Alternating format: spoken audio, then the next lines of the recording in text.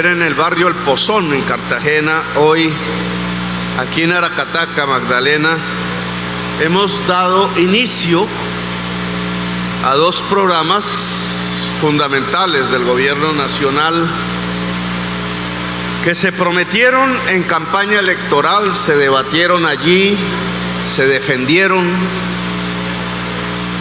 que hoy hacen parte del programa de gobierno y que seguramente serán transcritos ya en una manera muchísimo más concreta como política pública en el Plan Nacional de Desarrollo.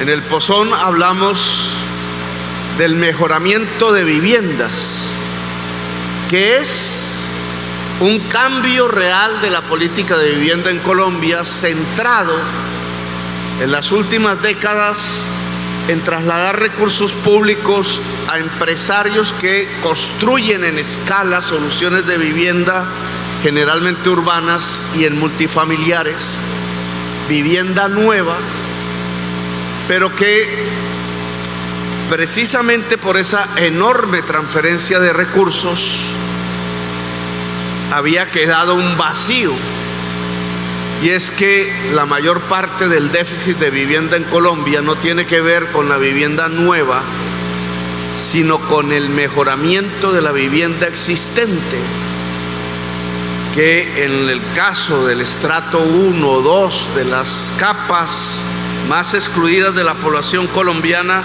prácticamente conducen a una indignidad cotidiana de la vida, a prácticamente subsistir en medio del desespero que ni siquiera el entorno hogareño puede remediar, porque la casa, el hogar, no garantiza las mínimas condiciones de satisfacción de la vida humana. Un hogar que queda sumido muchas veces, la madre sola con los niños, 2, 3, 4 a veces, en un cuarto a medio caer, con tablas, con tejas que enferman. Allí queremos incidir en una cuantía de 100.000 familias por año, que costaría $1 billón al año, modificando la política de vivienda que ya fluiría no hacia el gran empresario en primer lugar, sino hacia el albañil del barrio y hacia la familia que, teniendo una casa, poseyéndola, no puede vivir bien porque la casa literalmente se cae. Ahora vamos a iniciar otro programa que tiene mucha más experiencia, porque no es un invento nuestro, es una de las grandes corrientes mundiales alrededor de los sistemas de salud. La mayoría de los países lo tienen, la mayoría de los países desarrollados lo han fortalecido, no lo han dejado acabar. Es un sistema de salud público, no es privado. Es un sistema de salud que no construye negocios, sino que se basa en el principio del derecho universal, el derecho a la salud. Es un programa de salud que no mira la persona como un potencial cliente del mercado de la salud, sino como persona, que no clasifica a los seres humanos en si tienes dinero o no lo tienes, en si eres blanco o eres negro, en si naciste en un lugar privilegiado por azar del destino o si naciste en un lugar de la exclusión, que no te divide y no te transforma de persona en cliente. No es un sujeto del negocio, un objeto del negocio, sino un sujeto del derecho, que es diferente. ¿En qué consiste este programa que practicamos durante 4 años, en más 12 años en la ciudad de Bogotá? Que algunos alcaldes, algunos gobernadores han intentado implementar en otras partes del país. Experiencias que han dado sus resultados siempre positivos. Miren que hoy la prensa decía con sorpresa: volvió a morir un niño por desnutrición en Bogotá, después de años en que no moría ninguno. ¿Por qué Bogotá así y por qué La Guajira en cambio nos da otro resultado completamente diferente? ¿Por qué en el Caribe las estadísticas son completamente diferentes? ¿Por qué esa diferenciación regional que hace que la probabilidad para morir en una mujer cuando se embaraza, la probabilidad de morir de un niño menor de 1 año es muchísimo más alta en tal departamento que en tal otro? Y tiene que ver precisamente con que tenemos un sistema de salud, la Ley 100, que se basa casi que exclusivamente en hacer negocios.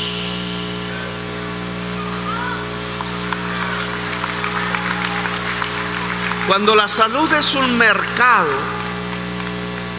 como todo mercado, el de las camisas, el de los pantalones, pues es una oferta y es una demanda y es un precio. El mercado siempre tiene un precio. El bien que se ofrece tiene un precio. Y quien lo demanda, si tiene con qué pagarlo, lo compra. Pero si no tiene con qué pagarlo, simplemente no lo compra. Cuando la salud se transforma en un mercado, entonces tiene un precio. Hay una oferta de servicios, máquinas, tecnología, especialistas, unos mejores que otros, servicios de alta gama. Si imitamos, por ejemplo, el modelo norteamericano, pero si no compraste la póliza, si tu plan de seguro privado no te permite ese tipo de servicios, si no tienes con qué pagarlos, como en cualquier mercado, no lo tienes. La gran diferencia entre una camisa y un servicio de salud es que te puedes aguantar no tener la camisa o comprarte una de menor calidad, a veces hasta mejor que la que más precio tiene, pero en cambio en el servicio de salud no puedes hacer eso. Si no lo compras, te mueres. Por eso la salud no puede ser un mercado. Puede que haya mercados alrededor de la salud, las medicinas, por ejemplo, pero el eje central, fundamental de un sistema de salud no puede girar alrededor de un negocio. Discusión que desde la Ley 100, porque yo voté en contra, viene presentándose a lo largo y ancho del país. Los defensores del negocio, a veces pagados por los negociantes, en prensa, en los medios públicos, en el Congreso de la República, en la sociedad, defienden el modelo e incluso nos dicen que es de los mejores del mundo. Y mucha gente cree que como tiene un carnet de una EPS que se han repartido por millones y llegan a cubrir más del 90% de la población, unos del régimen contributivo, otros del régimen subsidiado, el ciudadano a veces no distingue qué es lo uno, qué es lo otro. Se cree entonces que tenemos uno de los mejores sistemas de salud del mundo. Yo tengo unas estadísticas por ahí, pero no me las trajeron. A ver si hay mis papeles con los datos que se quedaron debajo del aguacero y entonces iban desapareciendo, pero hay unos datos que son claves para saber si eso que nos están diciendo es en realidad la demostración de que tenemos uno de los mejores sistemas de salud del mundo. Y solo hay que ver las estadísticas de los indicadores mundiales por los cuales se determina si un sistema de salud es eficaz o no. Hay unos, son poquitos, son tasas de mortalidad. Nos podemos comparar con otros países, con los más ricos, con los de nuestro medio y ver si nosotros estamos bien en salud, si hemos avanzado, si estamos estancados o si nuestro sistema de salud actualmente existente no funciona bien y sobre todo no funciona bien para la población que no tiene recursos en Colombia. Voy a poner un ejemplo. Hay un indicador de esos. Mortalidad por cáncer de mama. Eso significa una enfermedad exclusivamente, casi exclusivamente de la mujer. Una enfermedad de la mujer. ¿Qué pasa con la mortalidad por cáncer de mama en Colombia?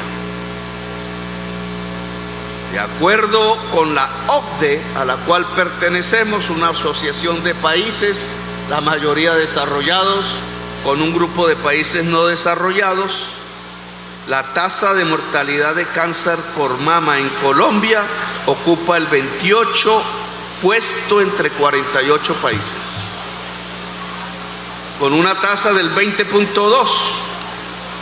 ¿Por qué? Porque cuando se detecta el primer síntoma de cáncer, la mujer solo tiene en promedio el primer tratamiento 106 días después. En promedio. ¿Qué pasa si uno tiene cáncer y solo 3 meses después le dicen, oiga, vaya, tenga la cita? Pues que muchas mujeres mueren antes del primer tratamiento.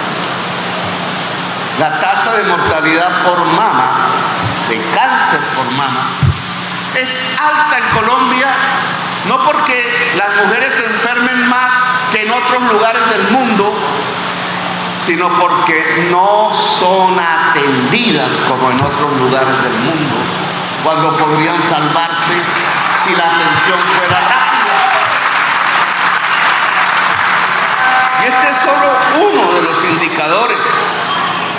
Podríamos hablar, por ejemplo, de lo que nos pasó en el COVID.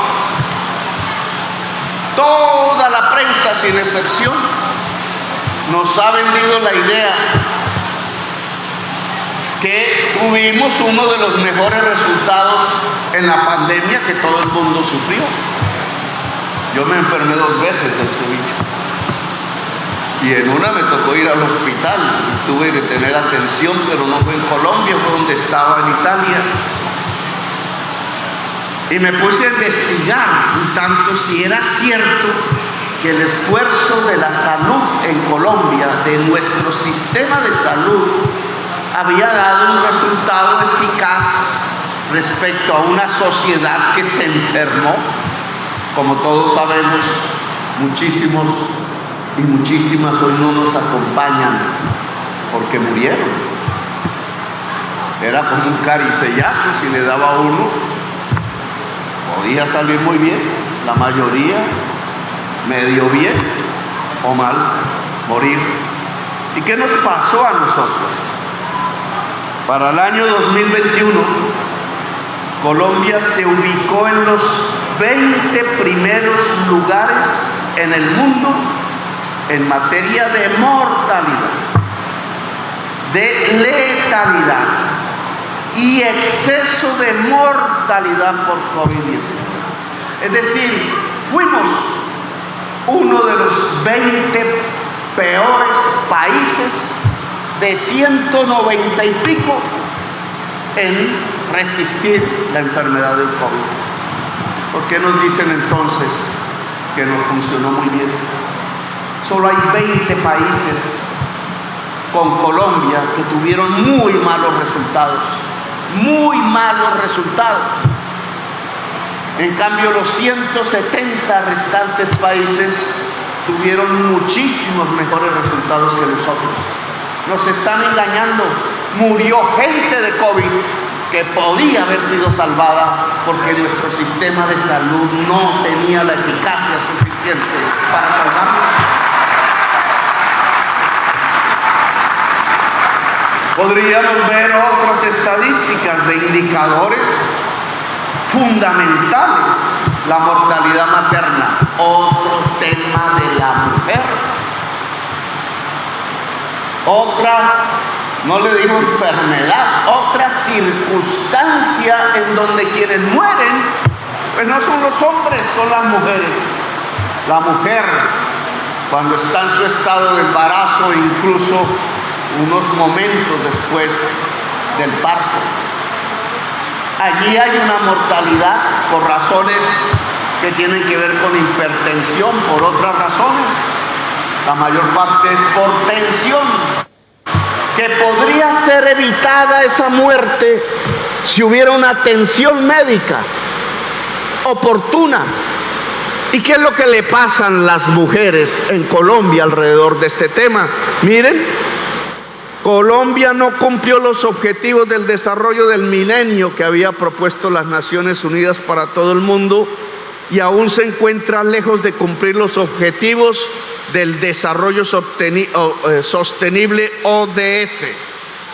2018, la razón de mortalidad materna llegó a 45,29 por 100.000 nacidos vivos, es decir, por cada 100.000 niños que nacen, 45 mujeres mueren.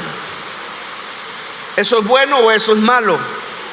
Pues lo que había establecido el mundo como bueno era una meta de 32, máximo 32 mujeres. Pues tenemos 45 mujeres que mueren por cada 100.000 niños que nacen en Colombia. Y eso hace que seamos el último lugar en la OCDE. En toda esa asociación de países, el peor es Colombia. Es donde más mujeres mueren. De acuerdo al indicador, en la tasa de mortalidad materna, el peor país y de los peores de América Latina. Y si nos fuésemos a los casos, porque para colmo de males esta tasa aumentó, no disminuyó en los últimos años. Si nos fuésemos a la mortalidad infantil y perinatal, resulta que hemos empeorado en la cantidad por cada 10.000 o 100.000 niños nacidos vivos, niños que mueren en la mortalidad infantil y perinatal, y que somos de los peores países que hay en el mundo, en la OCDE y en nuestro entorno regional, en la mortalidad neonatal e infantil en Colombia. Y entonces, ¿qué sistema de salud tenemos? Pues uno muy bueno para la clase media. Uno muy bueno para los que tienen capacidad de pago, compran una póliza de medicina prepagada. No, nosotros lo podemos hacer de acuerdo al salario, pero la inmensa mayoría de la población no. Y esa inmensa mayoría de la población, cuando es más pobre, tiene una estadística como, por ejemplo, si eres pobre, hay 4 veces más posibilidades de que un niño muera por desnutrición que si eres rico. Tienes más probabilidades de morir porque tu sistema de salud no equilibra la diferenciación social, porque el sistema de salud puede ser bueno si tienes el dinero, pero si no tienes el dinero, la probabilidad de morir es 4 veces más alta que en cualquier otra circunstancia. Tu sistema de salud está adaptado, es a tu capacidad de pago, y es malo si el hombre o la mujer es pobre, o es bueno si el hombre o la mujer es rica. Pues esto queremos cambiarlo. Y queremos cambiarlo, ¿por qué? Vamos a mirar ahora que estamos en Aracataca. Quise leer este pedacito de Gabriel García Márquez. No el relato de la masacre de las bananeras, sino otro relato que tiene que ver con el amor. Lo escribió en Amor y otros demonios. Y dice más o menos así: está Sierva María, un personaje del cuento. Está su papá, ella ha enfermado, y le pregunta al médico acerca de las posibilidades de que su hija haya contraído la rabia. ¿Y qué hacer ante una enfermedad que es mortal? Ahora viene la lluvia. Y entonces abro comillas sobre lo que responde el médico en el libro. Tóquenle música, llenen la casa de flores, hagan cantar los pájaros, llévenla a ver los atardeceres en el mar,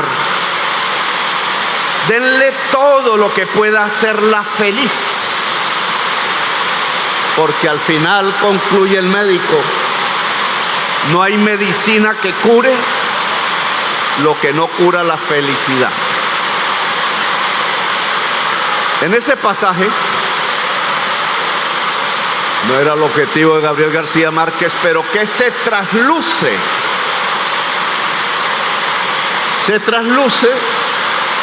que si hay un entorno favorable, que si la persona puede tener más felicidad, puede curarse mejor que la medicina incluso. Y ese entorno de felicidad que aquí poéticamente describe Gabriel García Márquez, ¿qué es? Pues otro colombiano muy importante en otro libro, Héctor Abad, en El olvido que seremos, hablando de la vida de su padre que era médico, dice lo siguiente el médico, su papá, Héctor Abad Gómez, que fue asesinado en Medellín por defender los derechos humanos.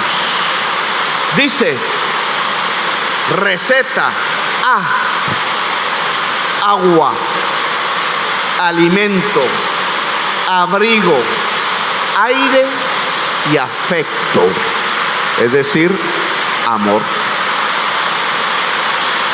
Como base de la salud y el bienestar, y me atrevería a agregar educación para salir de la pobreza. Pues esta es la salud preventiva. Lo que aquí se describe en libros, en palabras poéticas, es otra manera de ver la salud que en el mundo ha sido, que es el modelo que existe en Inglaterra y en el sur de Italia y en España y en muchas partes importantes donde vive la humanidad, incluso dentro de sistemas capitalistas, que son todos, porque todos los países viven, llámense rusos, llámense norteamericanos, llámense chinos o japoneses, en el capitalismo. Vamos a ver si me escuchan. ¿Qué modelo es ese?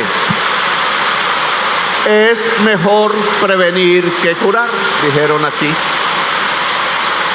Pero prevenir significa agua potable, significa buena alimentación, significa aire respirable, significa amor, significa posibilidades de salir adelante, significa menos estrés, como dicen los gringos, es decir, menos presión sobre la vida, significa más dignidad en el existir, significa abrir las puertas de las oportunidades, o como diría Gabriel García Márquez, significa más felicidad. Prevenir significa que Aracataca tenga agua potable, y que el Chocó, y que la Guajira, y que Nariño, y que el Cauca, y que el litoral pacífico, porque si no hay agua potable los niños se mueren.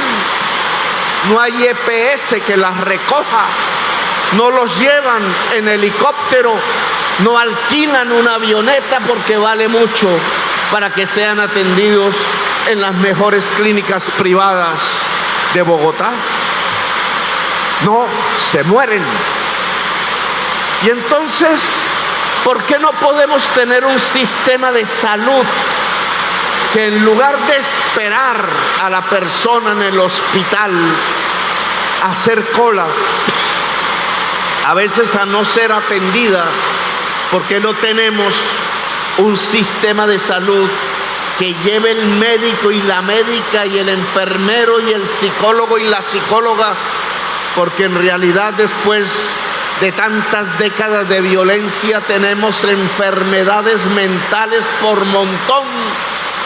Que lleve el auxiliar de enfermería, el auxiliar a la casa, al lugar donde vive la familia, por muy recóndito que sea o por muy cercana su existencia, porque no tenemos un modelo universal de salud donde no se te pida el carnet, donde no se te pregunte por tu cuenta bancaria, donde no se mide el color de tu piel, ni la forma, ni la calidad de tu barrio, y puedas tener la misma atención por parte de un médico, de una médica o de un enfermero o una enfermera que en tu casa pueda detectar si estás bien o si estás mal y no te has dado cuenta, si hay una persona en condición de discapacidad, si hay una señora en estado de embarazo que merece la pena que se le vigile la atención para determinar si podría morir, si podría curarse antes, si podría simplemente mantenerse como está, si hay que corregir las condiciones que pueden generar la enfermedad al niño o al viejo dentro de la casa. Si nosotros montamos un sistema de salud así, claro que vale un dinero. Aquí se está proponiendo 20,000 equipos médicos compuessto por un médico, una médica, un psicólogo, una enfermera y varias enfermeras y enfermeros auxiliares. 20,000. Multipliquemos por 5, por 6, 80,000, 100,000 personas de la fuerza de la salud que se volca al territorio, que sale del hospital, que no se queda en el consultorio esperando quién le va a pagar, sino que paga el Estado, paga la sociedad a través del sistema de salud y lleva esos equipos al microterritorio, al barrio, sea el barrio pobre de la gran ciudad, sea el lugar excluido en el territorio nacional, sea el municipio donde no llegan los dineros, que debe llegar incluso como objetivo a toda la población colombiana, porque este sistema no es para focalizar, ministra. Así comienza, y recomendaría que se fortaleciera el departamento de La Guajira, sino que tiene que llegar a ser, al cabo de los años, universal. Es decir, que rico o pobre, siempre llegue un equipo médico a la casa a vigilar el estado de salud. Estoy convencido que así caerían los indicadores de la mortalidad. Estoy convencido que así dejaríamos de ser de los peores sistemas de salud del mundo. Pero lo más importante, estoy convencido que así se salvarían millones de personas de morir prematuramente cuando aún no le había llegado la fecha del destino final. Este programa comienza hoy con 1000 equipos. 1000. Era lo que teníamos en Bogotá cuando acabé mi alcaldía, pero solo en Bogotá. Ahora estos son 1000 equipos que comienzan a nivel nacional. Es una transición porque aún no hemos variado la ley 100. El proyecto se presentará a principios del año entrante. Porque hay que variar la ley 100, porque este será el eje fundamental del sistema de salud en Colombia. Público, concebido como un derecho universal, viendo al ser humano como lo que es, un ser humano, y no un simple cliente que se mide si tiene plata en el bolsillo o si no la tiene. Comenzaremos con 1000 y el año ojalá lleguemos a 20.000. Este programa hasta 20.000 equipos médicos vale 5 billones de pesos. Hay que construir 10.000 centros de atención primaria en toda Colombia. Los primeros nos los entregó la mafia cuando la justicia les expropió, es decir, les extinguió el dominio de una serie de empresas que tenían para lavar dólares. Todos los dispensarios, farmacias de drogas La Rebaja, 1000 y pico, están en todos los municipios sin deteriorar las condiciones de las personas que trabajan hoy allí. Pasan al Ministerio de Salud para servir en este programa, es decir, se convierten en centros de atención primaria, lugar de referencia de los equipos médicos, atención médica allí, obviamente venta de medicinas como hasta ahora es, y los 2 laboratorios de producción de medicinas genéricas pasan a ser propiedad del Ministerio de Salud para desarrollar allí la producción colombiana de vacunas y de medicinas genéricas que nos permitan abaratar los costos de la medicina en Colombia. 5 billones vale. Es uno de los programas más valiosos desde el punto de vista de la partida presupuestal, que si se aprueba la reforma tributaria comenzará a regir a partir del año entrante y cada vez más. Pero tiene una contraparte, y es que centenares de vidas, de miles de vidas de mujeres, de niños, de niñas, de personas podrán ser rescatadas, quizás salvadas, precisamente porque este sistema de salud previene la enfermedad antes de que ocurra, puede corregirla o atenderla tempranamente. Esto es lo que yo llamo una Colombia potencia mundial de la vida. El sistema de salud tiene que generar vida en Colombia y no muerte. Para que genere vida, tiene que ser un derecho. Si genera muerte, tiene que ser un negocio. Por tanto, aquí vamos a corregir y a empezar lo que hemos llamado la salud en Colombia. Una salud que genere vida en una Colombia que sea potencia mundial de la vida. Gracias, muy amables. Se iba mojando las estadísticas otra vez. Gracias por haberme escuchado y nos veremos próximamente. Muy amables.